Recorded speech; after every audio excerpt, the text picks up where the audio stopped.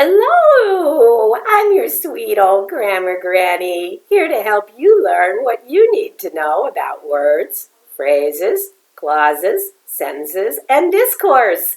All the pieces that make up the wild, wacky, and wonderful language we use every day. Now, lots of you are here visiting Grammar Granny because you want to work with people who have trouble learning or regaining the parts and rules of grammar. Kiddies who have autism or other language problems, grown-ups who lost their language because of illness or accidents. Good for you! The world needs more people like you with good hearts and good brains to help these folks who have faced serious problems in communicating, but we can still have a little fun doing it. Now, the first thing I want you to know is why. Why do you need to know all the parts and rules of language? I could give you a lot of fancy pants reasons about facilitating composition, interpreting literature, blah, blah, blah. But really, the best reasons are because people in speech language therapy have just 3 things they need to do. They need to hear somebody make a mistake or leave something out of their language and figure out what the problem is. And find out if the problem is a pattern that's repeated or only happens now and then. Then we have to identify these mistakes and patterns and use them to decide what we need to help the person learn or relearn. And we can make up lots of examples that require these patterns and use them to teach and practice what the person needs to learn or relearn. And it's not so hard. You probably know most of it already. Grammar Granny's just here to remind you and give you a few new big words to sling around and impress your friends, or at least your professors.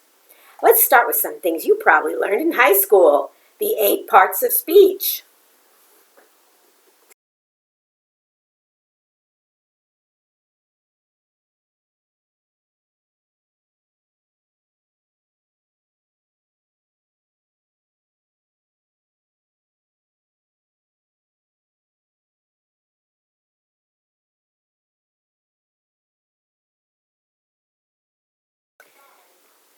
Now, my dears, you know there are 8 parts of speech.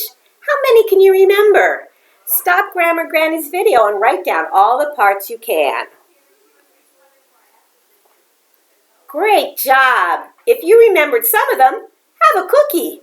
In our next few visits, we'll talk a little about what each one is and does. I'm sure you remembered nouns. You know, person, place, or thing. Maybe you even remembered that there are common nouns that name classes of things like pickles, professor, and pessimism. And there's also proper nouns like Taylor Swift, Tanzania, and the test of auditory language comprehension. Now, please don't think Grammar Granny's being naughty, but I want to tell you a little bit about poo. Poo stands for privilege of occurrence. Linguists use poo as another way to figure out which words fit into which part of a speech category by looking at what they can occur with. So nouns can occur with a plural. If you add a plural ending to a word, it's got to be a noun. Try it for yourself. Think of some words you can add a plural ending to. Are they all persons, places, or things?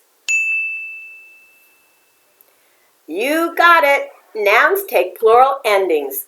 Nouns have poo with plurals. Now, how about pronouns? You remember, they take the place of nouns. So if I mention Taylor Swift, I can talk about her again a little later by saying she. I have to be sure to pick the right pronoun. She'd probably be insulted if I said Taylor Swift has a great new album. It wrote all the songs on it. We'll talk more later about how we know which is the right pronoun. The other important thing to know about pronouns is they always have reference, or nouns they refer to.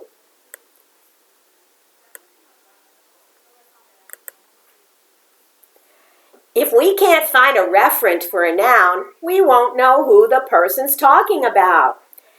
It's like the little boy who runs up to his mom crying, "He hit me, he hit me." Does mom know who to yell at? No, because the little boy never said who the referent for his pronoun was. Little kiddos do this a lot because they think grown-ups know everything. It doesn't take long before most find out we don't.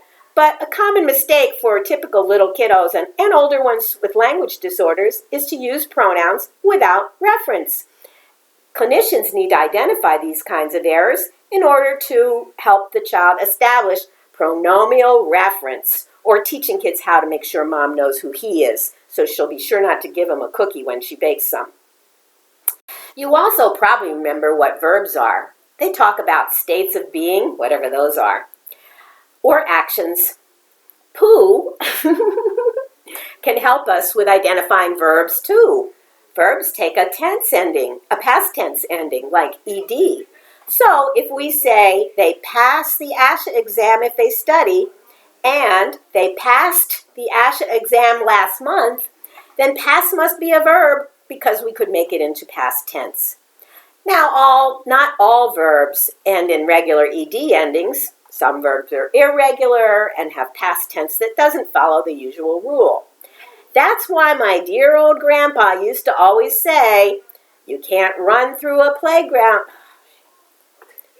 You can't run through a campground. You can only ran because it's past tense. Now, something else you might remember about verbs is that they are part of the predicate of the sentence. Okay, let's try some free association. When I say predicate, what's the first word that comes to mind? If you said subject, have a cookie, you're right. The subject of a sentence is the one we're talking about, and it usually contains a noun or pronoun. The subject is important, but it's not enough to make a whole sentence. Saying just a subject just names something. It doesn't tell us anything about it. That's the predicate's job. The predicate, using the verb that's part of it, tells what the subject does or is. So every sentence has to have both a subject with a noun or a pronoun and a predicate with a verb. So we could say sentence equals subject plus predicate. Try to remember this, my dears, because we'll need to know it when we talk about simple and complex sentences later on. Now let's practice a bit.